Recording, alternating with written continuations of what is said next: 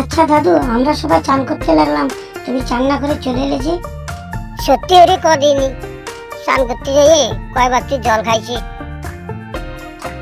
তা মনে করে ঝুঁকে ঝুঁকে 3 বা 4 বার তো জল খেয়েই ফেলেছি। এই 2 ঘন্টা যে তুই জলের মধ্যে ডুবলি, এই 2 ঘন্টায় তুই জলের মধ্যে কয়বার মুতেছিস কদিনই? আর তোরই মতো হাজার হাজার শয়ে শয়ে লাখে লাখে মানুষ কতবার করে জলের মধ্যে মুতছে, আর সেই মোটা জলে হাগি তারপরে প্যাম্পাস কিভাবে ভাসতিছে, এর মধ্যে স্নান করা যায়?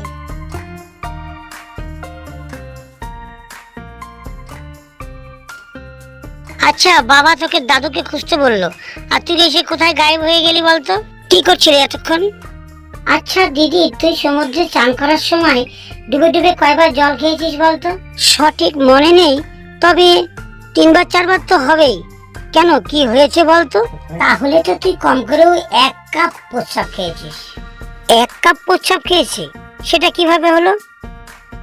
দাদুর কাছে শোন। আরে দাদু, তুমি এখানে বসে, আর আমরা তোমাকে কোথায় কোথায় খুঁজছি। শোনো, তুমি সমুদ্রে না নেমে ঘরে ফিরে এলে কেন? তোর বাপে কি খুব রাগ করছে? ওরে বাবা আইতাছে। শোনো, তুমি কোনো উত্তর দেবে না।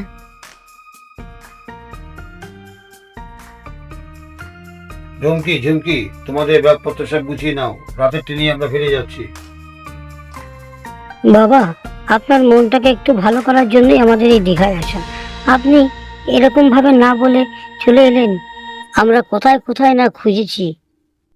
হয়, এটা আমি একটা অন্যায় করেছি, এটা আমি স্বীকার করতেছি। স্নান করার ব্যাপারই কোনো কথা বলি আমি কিন্তু তা শুনবো না নে। তোমরা যেইনি স্নান করিছো ওই জায়গায় কি মানুষ স্নান করে? তুমি যাইয়ে খোকারে একটু বোঝাও গিয়ে, ওই হাগিস মার্কার জলে আমি স্নান কেন করি নাই।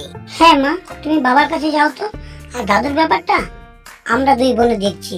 আমরা বিকেল বেলা দাদুকে নিয়ে একটু ঘুরতে বেরোবো। আমার হয়েছে যত জ্বালা, আর পারি না বাপু। দাদু, এবার বলো তো আসল ব্যাপারটা কি? শোন তাহলে কই, কি যে আর কব, এমন বড় বড় জলের ঢেউ আসতেছে যে মায়ের পাশার থেকে প্যান খুলে বার হয়ে যাচ্ছে। আর খুলবে না কেন, সবই তো আবার গার্ডারের প্যান। এইসব দৃশ্য দেখলি পরে তো ঠাকুমারে বলবো কি, আবার তো নতুন করে মনে পড়ে যাচ্ছে রে। তাতে আমার বাড়ি নিয়ে চল, এইসব দৃশ্য দেখলি তোর আবার নতুন ঠাকুমা খুঁজতে হবে না, বুঝেছিস? এইসব আর ভালো লাগে না। তুমি ঠিকই বলেছো দাদু, চলো তো আমরা 2 বোন এখন তোমাকে সেরকম একটা ভালো জায়গাতে নিয়ে যাব। দিদি, তুই একটা গাড়ি ডাক, আর দাদু তুমি আমার সাথে এসো। সকাল থেকে মনটা খুব খারাপ হয়ে গেছিল বুঝছিস, এবার জগন্নাথ মন্দিরে এসে একটু ভালো ঢুকতেছে। হে জগন্নাথ, আমি অতীব মূর্খ মানুষ, যদি কোনো ভুল করে থাকি তুমি ক্ষমা করে দিও। যাদের দেখতেছি এরা কেউ ঠাকুরের নাম করতে আসে নাই, বুঝেছিস, এরা সবাই সেলফি তোলা নিয়ে ব্যস্ত। হে জগন্নাথ, তোমার সেলফি ভক্তকে একটু সুমতি দাও। শোন, এই সেলফি জোনের মধ্যে জগন্নাথ দর্শন হচ্ছে ঠিকই, কিন্তু জগন্নাথ প্রেম হচ্ছে না। আর জগন্নাথের প্রেম পাতে গেলে আমরা একটু পরে নিয়ে যেতে পারি, সে জায়গায় সেলফি জোন নাই।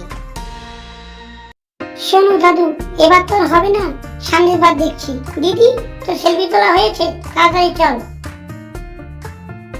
আরে ও নবদা, নবদা, আরে আমি তোমায় তো খুঁজতেছি, আর দীঘাতে কবে আইলা?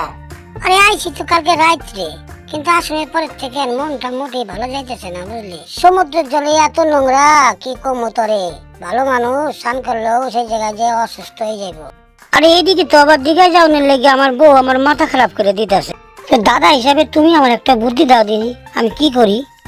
যদি যাস, আমার কথা যদি শুনিস, তাহলে পরে তোর বউরে একটা দড়ি লাগানো প্যান্ট পরাবি। গার্ডার প্যান্ট কিন্তু মোটেই পরাবি না, বুঝলি? দড়িটা কষিয়ে বাঁধতে কবি। দড়ি লাগানো প্যান্ট লাগবে, গাডার প্যান্ট হলেই হবে না? সমুদ্রের জলের যা ঢেউ, সরাত করে টেনে নিয়ে চলে যাবে। আর ওই হাগিসের কথা কি যেন করছিলে? হোটেলে কি পায়খানা নাই? হাগিসের কথা করছিলে। আরে সেটা করছি নে, আমি করছিলাম যে মানুষ সমুদ্রের পাড়ে যেসব নোংরা আবর্জনাগুলি ফেলে সেইগুলি, তারপরে খাবারের প্যাকেট, তারপরে হাগিসের প্যাকেট, এইসব প্যাকেট জলের মধ্যে সব ভাসে। আরে আমার তো বমি আসতেছিল রে। আমি আসলে দীঘায় যাচ্ছি না, বুঝিছো? কাউন্টারে তো একটা খাম্বার নিয়ে বাড়ি যে খাই শুয়ে পড়ি গে।